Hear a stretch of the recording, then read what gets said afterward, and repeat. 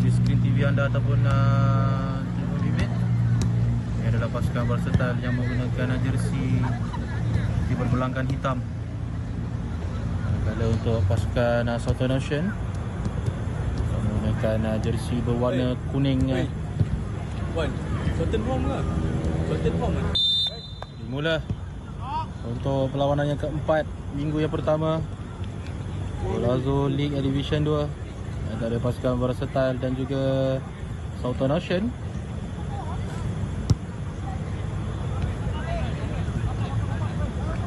Kesilapan pula sekarang ini.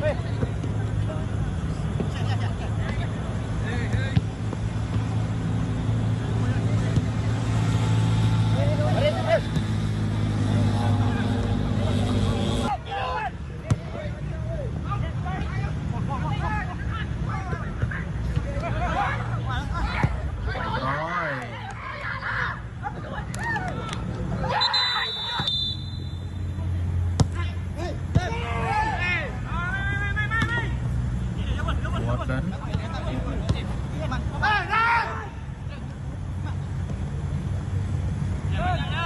Pas.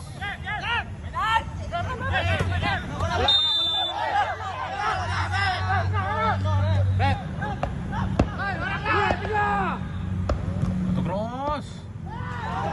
Akan tetapi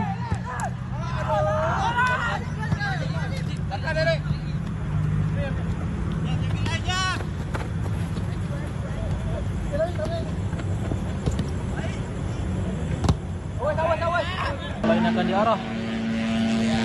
Dan itu dia bola pertama hasilkan oleh pemain ini. Tenang saja beliau. Pas dalam kawalan. Sudah offside sekarang ini. Versatile. Sayang sekali. Dan itu dia bola penyamaan yang dihasilkan oleh pemain ini. Turun lagi. Aduh, main kita kan nasib baik dia bawa lebih. Itu orang ini lebih ni orang.